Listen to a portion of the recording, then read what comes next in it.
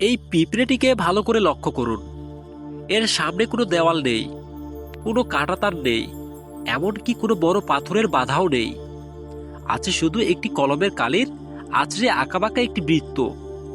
অথচ দেখুন, এই সামান্য কালির দাগটিকেই পিঁপড়েটি তার জীবনের সব থেকে বড় বাধা মনে করেছে। সে বারবার চেষ্টা করছে বাইরে যাওয়ার, কিন্তু ওই কালির দাগের কাছে এসে সে থেমে যাচ্ছে। সে ভাবছে এর ওপাশে হয়তো মরণ ফাঁদ আছে। সে ভাবছে এই দাগটি সে কখনোই পার করতে পারবে না। অথচ আমরা যারা বাইরে থেকে দেখছি তারা জানি যে এই বাধাটি সম্পূর্ণ কাল্পনিক। পিঁপড়াটি যদি শুধু একবার সাহস করে ওই দাগের উপর দিয়ে হেঁটে যেত, তবে সে বুঝতে পারত ওপাশে বিশাল এক পৃথিবী তার জন্য অপেক্ষা করছে।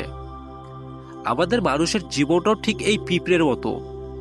আমাদের মনেও এরকম অসংখ্য কাল্পনিক বৃত্ত আঁকা থাকে, যেগুলোকে আমরা বিজ্ঞানের ভাষায় বলি অ্যাংজাইটি, ওসিডি, ফোবিয়া বা প্যানিক অ্যাটাক। আমরা আমাদের চারপাশের ভয়ের এক এমন অদৃশ্য দেওয়াল তুলে রাখি, যা আমাদের সামনে এগোতে দেয় না। আপনি হয়তো ভাবছেন আপনার ওসিডি বা আপনার প্যানিক অ্যাটাক খুবই বাস্তব, কিন্তু গভীরভাবে চিন্তা করলে দেখবেন এগুলো ঠিক ওই পিঁপড়ের সামান্য থাকা কালির দাগের মতো একটি মানসিক বিভ্রান্তকর চিন্তা শুধুমাত্র।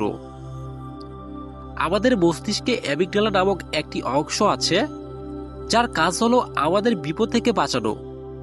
কিন্তু যখন আমাদের মানসিক সমস্যাগুলো মাথাচাড়া দিয়ে উপরে উঠে, তখন এই অংশটি একটি নষ্ট হয়ে যাওয়া ফায়ার অ্যালার্মের মতো আচরণ করে। বাড়িতে আগুন লাগেনি, কিন্তু অ্যালার্ম বেজেই যাচ্ছে। আপনি হয়তো জানেন যে বারবার হাত ধোয়ার প্রয়োজন নেই, কিংবা আপনি জানেন যে লিফটে উঠলে আপনি মারা যাবেন না। তবুও আপনার মস্তিষ্ক আপনাকে ক্রমাগত বলে যাচ্ছে যে আপনি বিপদে আছেন।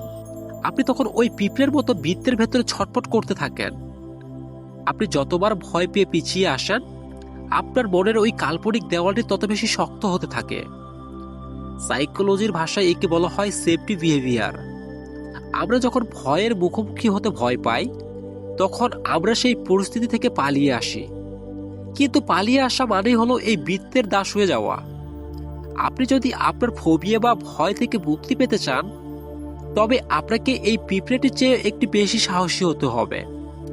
পিঁপড়াটি জানে না যে ওই দাগটি কাল্পনিক, কিন্তু আপনি তো জানেন। আপনার ভয় যখন আপনাকে বলবে যে আপনার হার্ট অ্যাটাক হচ্ছে বা আপনি এখনই পাগল হয়ে যাবেন, তখন শান্ত হয়ে এক জায়গায় বসুন।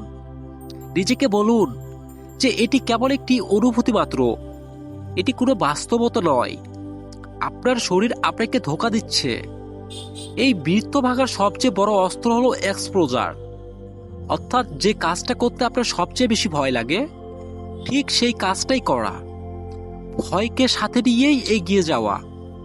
আপনি যখন প্রথমবার এই ভয়ের দাগটি পার হবেন, আপনার খুবই অস্বস্তি হবে, বুক ধড়ফড় করবে, হাত পা কাঁপবে। কিন্তু কিছুক্ষণ পর আপনি অবাক হয়ে দেখবেন যে কিছুই হয়নি, আপনি মরেননি, আপনার কোনো ক্ষতি হয়নি। ঠিক তখনই আপনার মস্তিষ্ক বুঝতে শিখবে যে এতকাল সে যে বিষয়গুলোকে জমদূত মনে করত, সেগুলো আসলে কেবল ওই কলমের কালির দাগ ছিল। আমরা অনেক সময় ভাবি যে একদিন হঠাৎ করে মনে হয় সবকিছু বা সব ভয় চলে যাবে, কিন্তু বাস্তবতা হলো ভয় কোনোদিন নিজের থেকে যায় না। আমাদের সাহসকে বাড়াইতে হবে, আমাদের সাহসকে বড় করতে হবে। ওই কাল্পনিক বৃত্তের ভেতরে বসে থাকলে জীবনটা ছোট হয়ে আসে। আপনি কি সারা জীবন ওই পিঁপড়ের মতো একটি গণ্ডির মধ্যে আটকে থাকতে চান, নাকি সাহস করে একটি পা ওই দাগের বাইরে দিতে চান?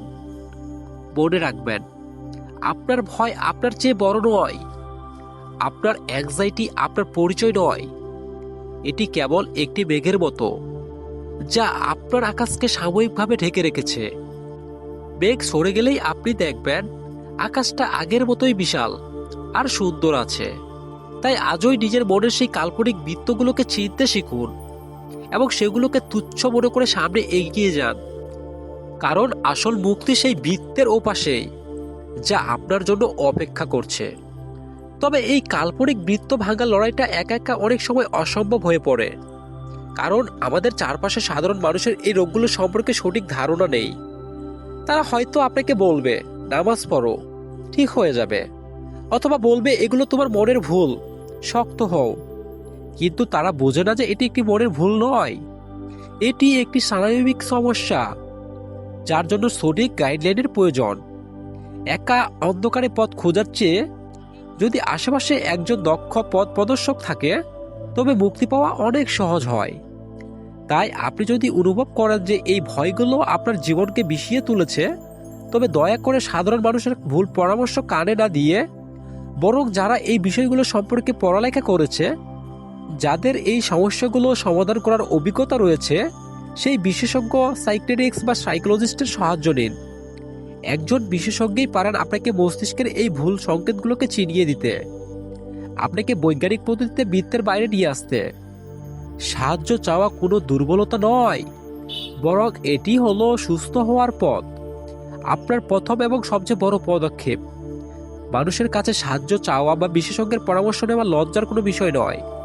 তো আপনাদের যাদের মানসিক সমস্যা রয়েছে, আপনারা অবশ্যই কাছাকাছি কাউকে দেখাবেন, কারো সাপোর্ট নেবেন। ইনশাল্লাহ যে কোনোভাবে এই সমস্যাগুলো থেকে খুব তাড়াতাড়ি বের হয়ে আসতে পারবেন।